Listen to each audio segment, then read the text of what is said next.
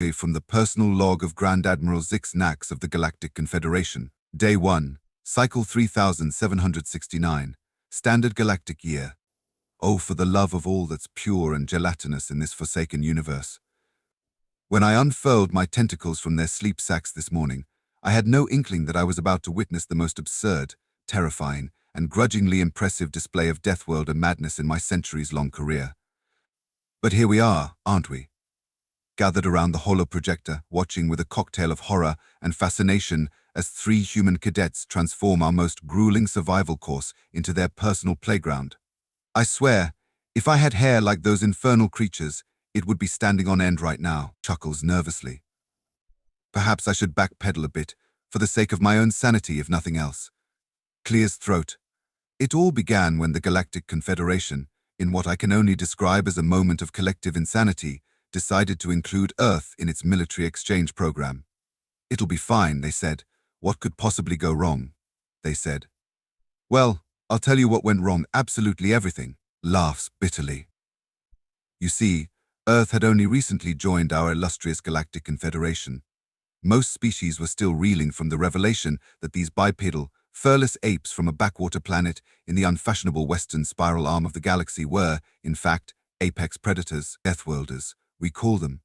Creatures born on a planet so hostile, so unforgiving, that it breeds monsters. But monsters can be useful, or so the Confederation's High Council reasoned, and thus the decision was made to integrate humans into our military forces, a cultural exchange, they called it, a way to learn from each other, to grow stronger together, as if we were inviting a pack of Zarelian tiger wolves to a tea party, snorts derisively.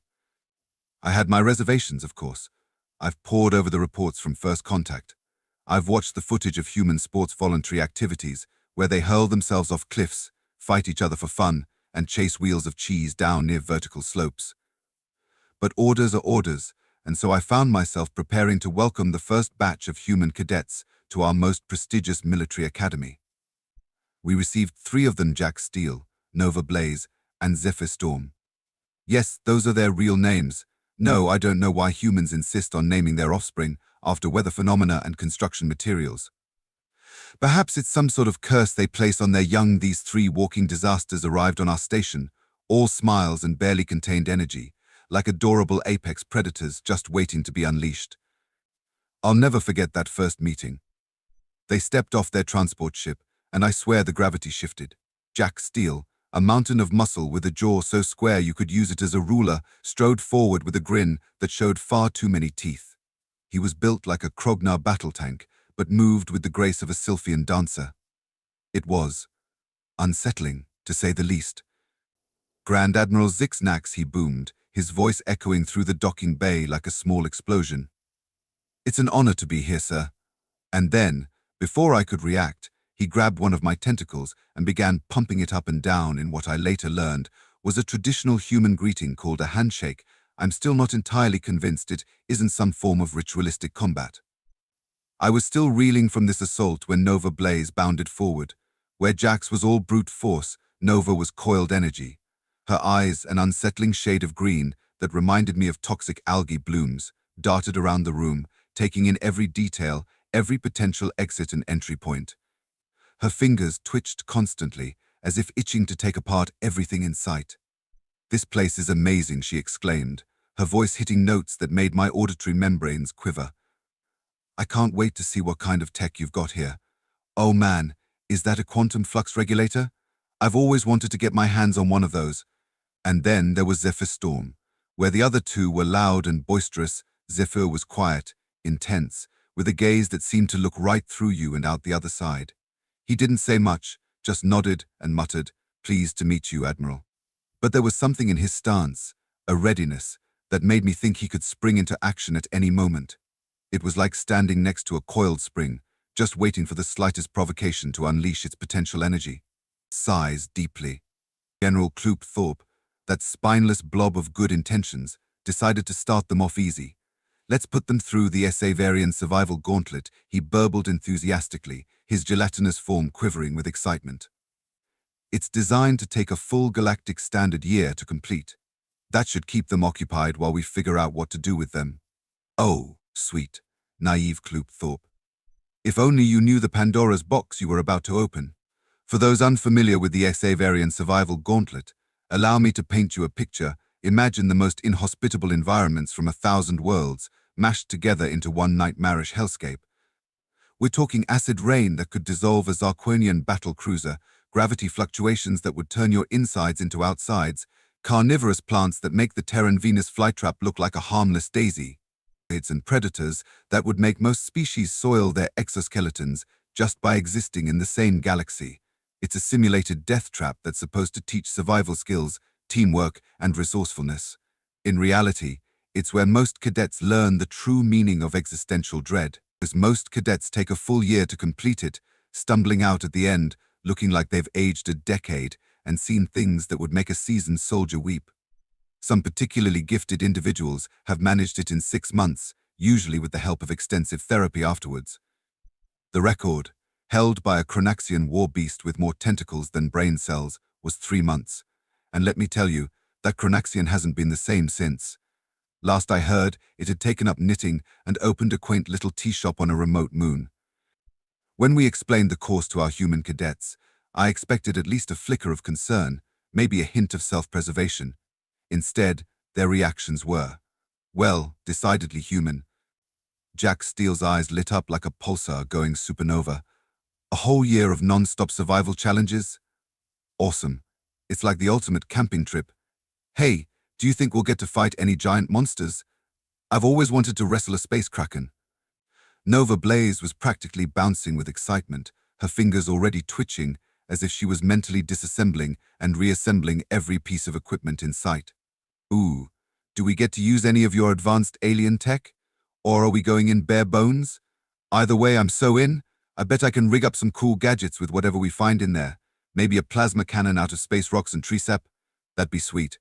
Even the stoic Zephyr Storm cracked a smile, a sight that I found more terrifying than comforting. Sounds like a good workout, he said, stretching his arms above his head. When do we start? I skipped my morning run today, so I've got some extra energy to burn. It wheezes with laughter. We should have known then. We should have seen the signs. But no, we were too caught up in our own assumptions, our own limitations. We thought we were putting them through the ultimate test.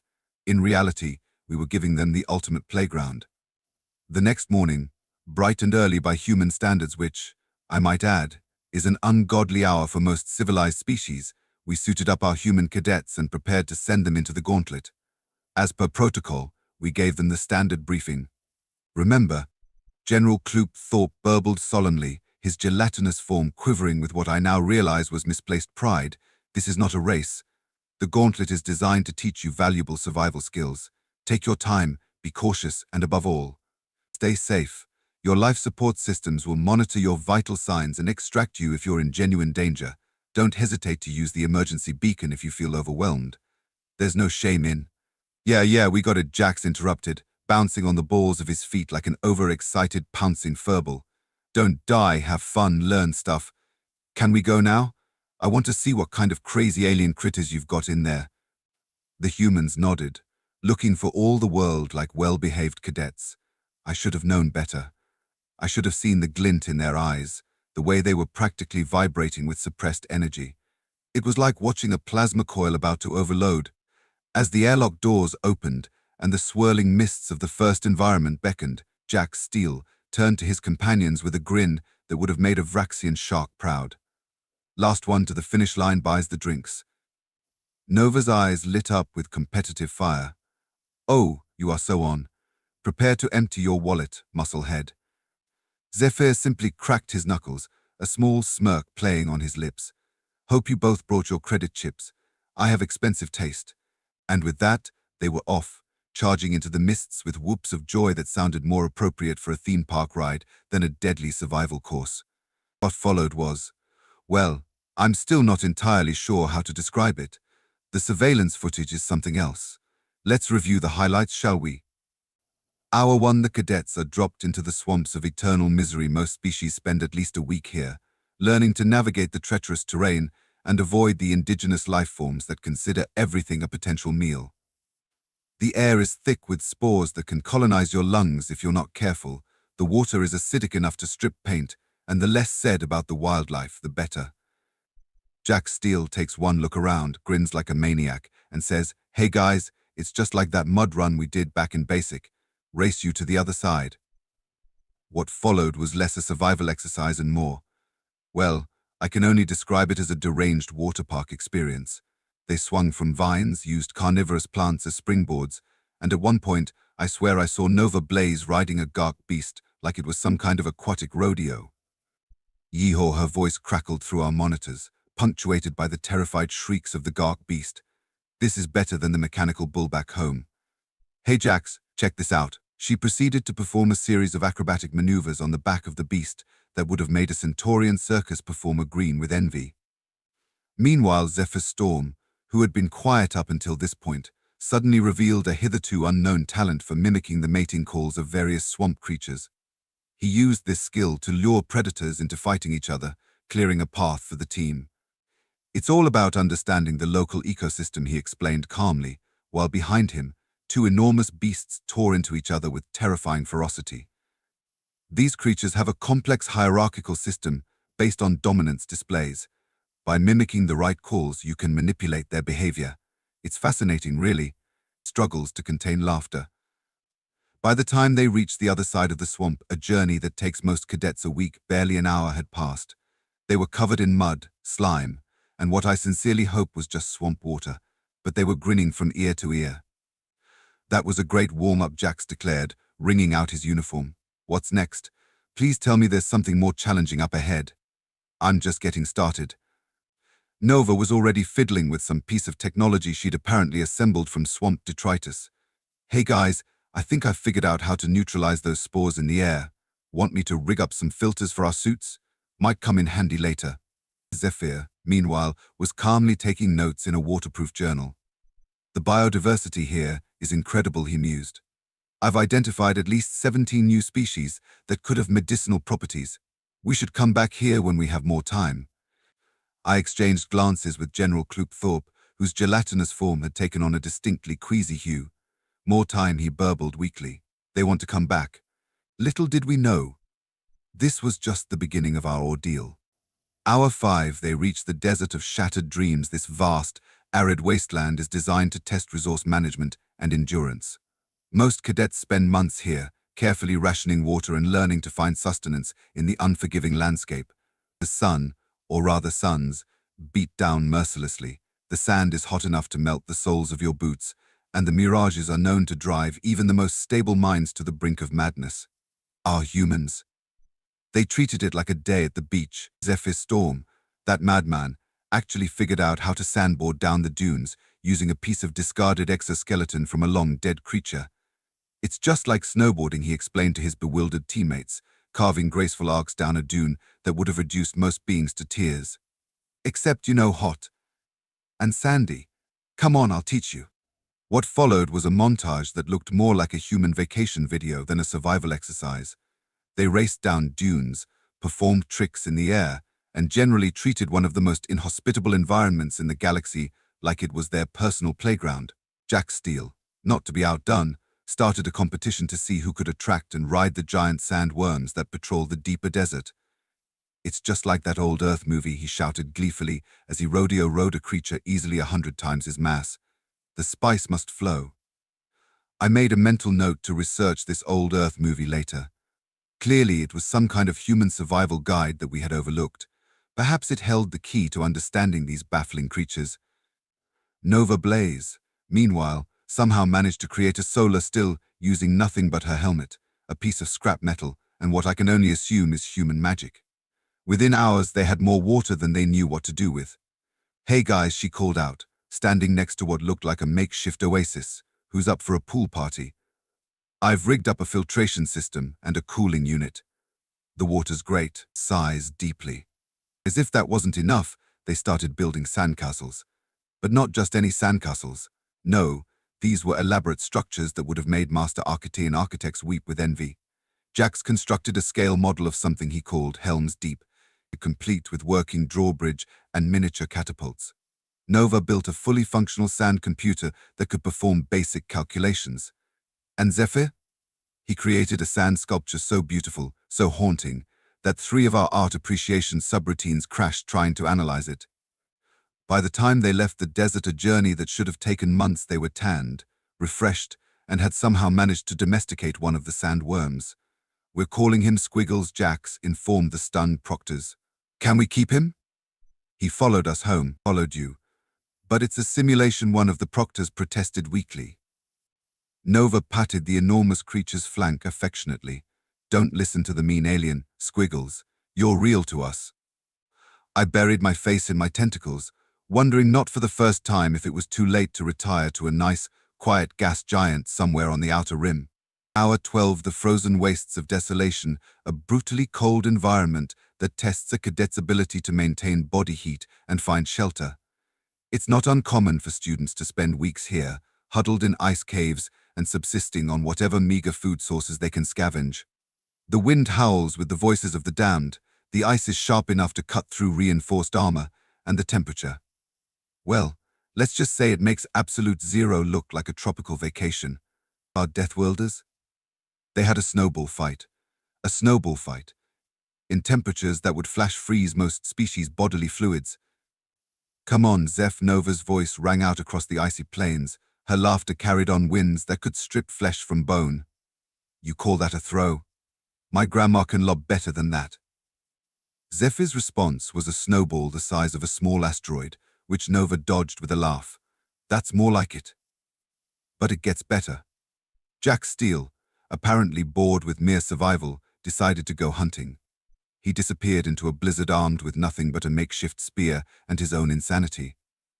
3 hours later, he returned dragging the carcass of a frost behemoth, a creature that seasoned hunters won't go near without heavy artillery and a last will and testament.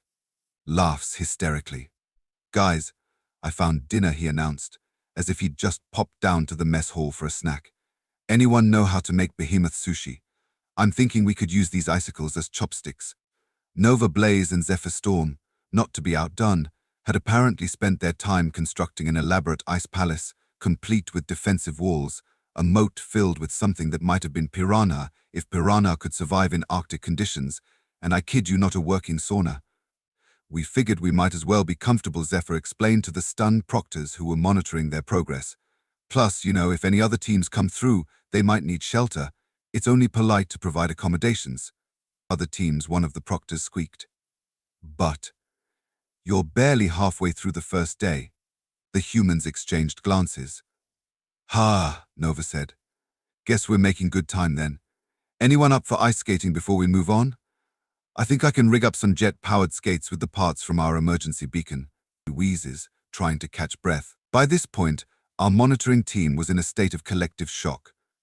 General Kloop Thorpe had to be revived with smelling salts twice, and yet the humans showed no signs of slowing down. If anything, they seemed to be gaining momentum. Hour 18, the volcanic plains of Doom Cadets are expected to navigate active lava flows, toxic gas vents, and unstable terrain. The goal is to reach the safe zone on the far side of the caldera, a journey that usually takes the better part of a month. The air is thick with ash and sulfur, the ground trembles with constant earthquakes, and the less said about the fire-breathing rock serpents, the better. Our humans did it in 2 hours. 2 hours, wheezes, trying to catch breath. They fashioned heat-resistant suits out of their uniforms and the hide of the frost behemoth. Then, in a move that I'm still trying to comprehend, they built a series of catapults using volcanic rock and the elastic properties of certain mineral deposits. "It's like Angry Birds, but we're the birds," Nova Blaze shouted gleefully as they launched themselves across lava flows. I had to check the oxygen levels in my quarters after witnessing that. Surely I was hallucinating. But no, the footage doesn't lie. There they were, 3 tiny figures soaring over rivers of molten rock, whooping and cheering like they were on some kind of amusement park ride. 10 points if you stick the landing, Jax called out as he sailed through the air, performing a triple somersault before landing on a precarious rock spire. 20 if you do a flip, Nova countered, promptly demonstrating said flip as she landed on an even smaller spire. And 50 if you can spell out your name in lava. Zephyr, ever the pragmatist, was using the volcanic gases to inflate a makeshift hot air balloon. "Hey guys, I think I can see the finish line from up here. Also, I'm pretty sure I've discovered 3 new elements. Anyone got a periodic table handy?" At one point, they encountered a nest of magma worms, creatures so dangerous that even our most advanced combat units give them a wide berth. Did our humans run? Did they hide? Of course not. That would have been far too sensible for these walking catastrophes. OW. They're like angry noodles. Nova cooed, before promptly beginning to play what she called extreme jump rope with the worms' tails. Jax, meanwhile, had somehow managed to lure one of the younger worms away from the nest. "I'm gonna call you Sparky," he declared, patting the creature's searing hot scales with his bare hands. "Wanna help us get to the finish line, buddy?" And so, as our monitoring team watched in slack-jawed disbelief, 3 human cadets and their newly adopted magma worms surfed down a lava flow towards the safe zone, using a piece of heat-resistant rock as a makeshift board. Cowabunga, their unified cry echoed through our speakers, nearly drowned out by the sound of our chief medical officer fainting. By the time they reached the safe zone, they had not only survived but thrived. They had charted new lava tubes, discovered a previously unknown species of heat-resistant fungus which Zephyr was already testing for potential medicinal properties, and had somehow managed to harness geothermal energy to power a small refrigerator they'd cobbled together from spare parts. "Anyone want a cold one?" Jax asked, pulling out 3 frosty beverages from their makeshift fridge. Nothing beats an ice-cold drink after surfing some hot lava. Hour 24, the final challenge, the maze of infinite peril, a constantly shifting labyrinth filled with every manner of trap, puzzle, and monstrous creature our simulation engineers could devise. It's meant to be the ultimate test of everything a cadet has learned throughout their year-long ordeal. The walls move, the floor drops away without warning, and the air itself seems alive with malevolent intent. Most species approach it with caution, carefully mapping out each section and meticulously solving each challenge. It typically takes weeks, if not months, to complete. Our humans? They treated it like a theme park ride. It descends into giggles. Jack Steele took point, charging through corridors with reckless abandon, seeming to rely on nothing but blind luck and inhuman reflexes to avoid certain death. "It's just like that maze we did at Farmer Johnson's cornfield," he shouted back to his teammates. "Remember? Left, left, right, straight, then do the hokey-pokey and turn yourself around." Nova Blaze somehow hacked into the maze's control systems. "It's just like that escape room we did for my birthday," she exclaimed, giving them a bird's-eye view of the layout. "Okay, team, we've got a pit of acid spiders at 2 o'clock, a room that reverses gravity at 3 o'clock, and, ooh, is that a quantum riddle sphere at 12 o'clock? Dibs." And Zephyr storm. Well, Zephyr decided that the fastest way through a maze is a straight line, using scavenged materials, and what I can only assume is Deathworlder space magic. They constructed a series of bombs. Yes, bombs. In a survival course. I'm still not entirely sure where they got the explosive materials from, and frankly, I'm afraid to ask. The fire in the hole became their battle cry as they literally blasted their way through walls, traps, and anything else foolish enough to stand in their way. At one point, they encountered a room filled with holographic projections of their worst fears.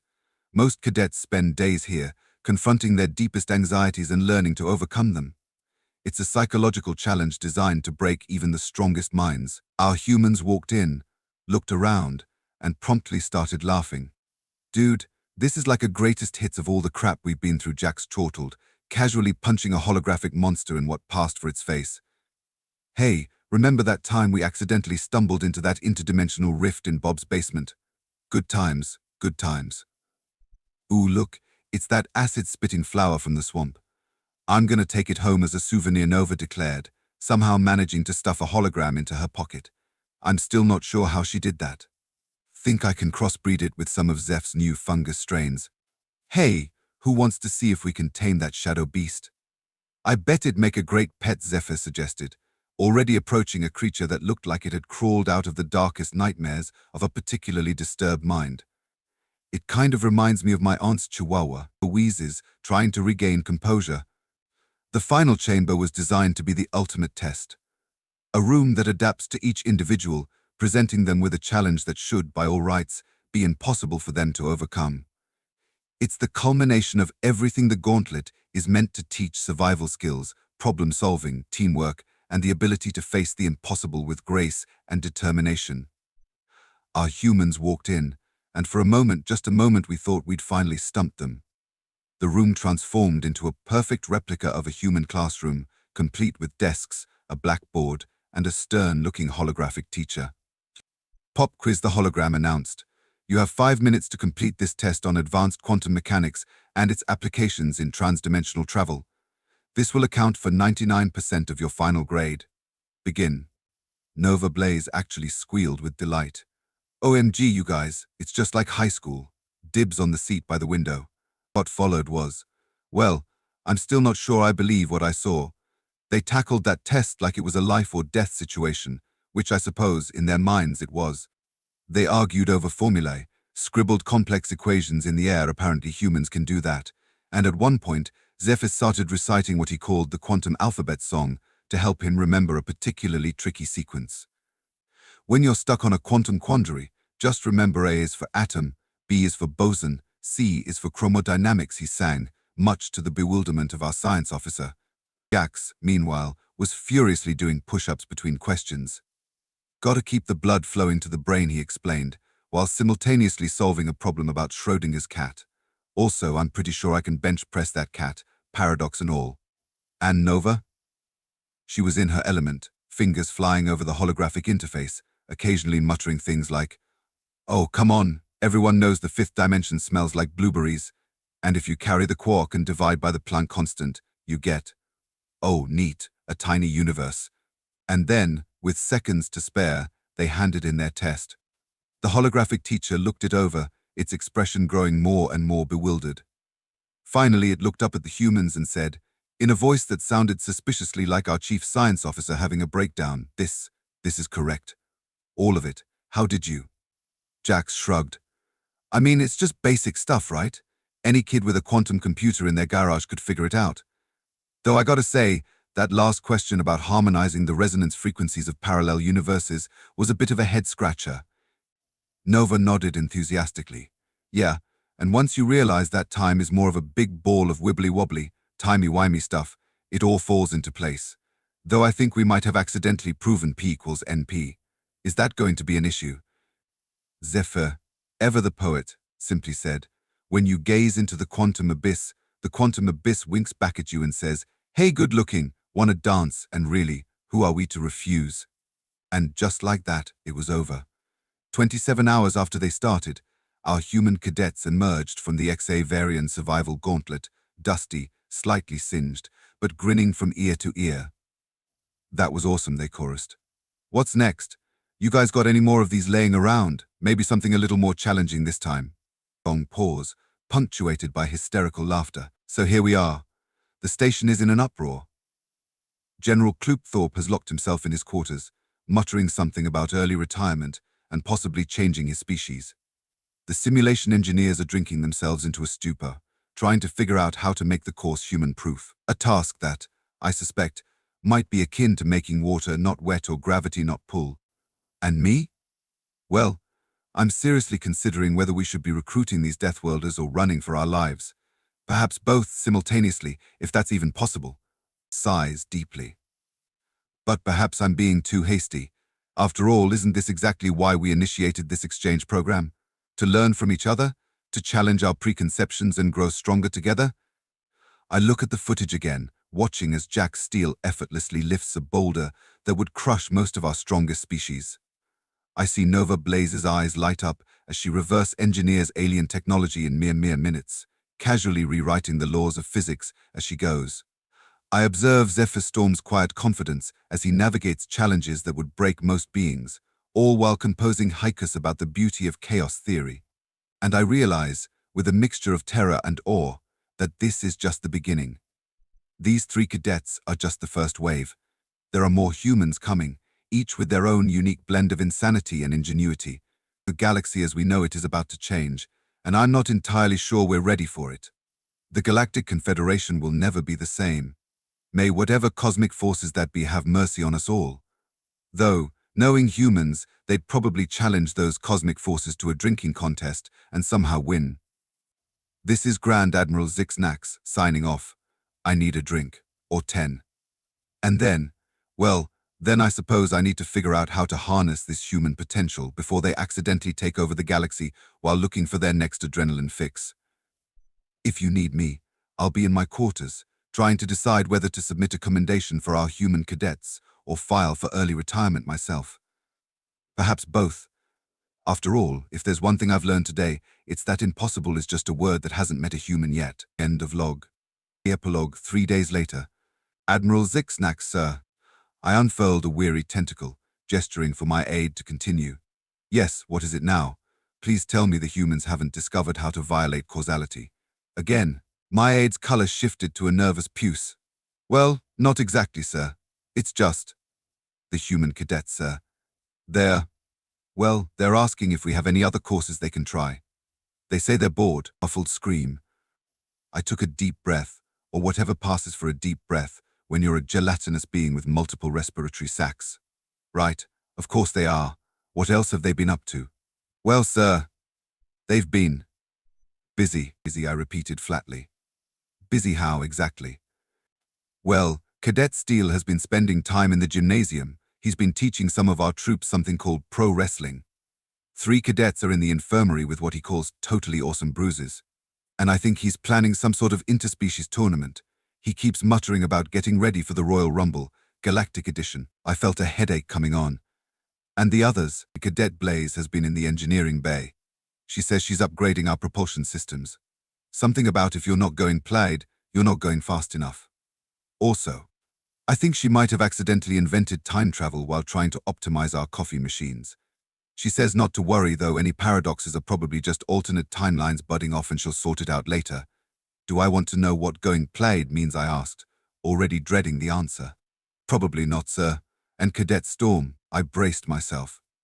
Yes, he's been in the botanical gardens, says he's crossbreeding some of the plants to create, and I quote, the ultimate salad. I blinked all 7 of my eyes. The ultimate salad. Yes, sir. He says it'll either cure all known diseases or create a new form of sentient plant life. He's excited to find out which. Also, he's been teaching meditation classes to some of the more high-strung crew members. Apparently, it involves something called yoga and finding your inner chakra.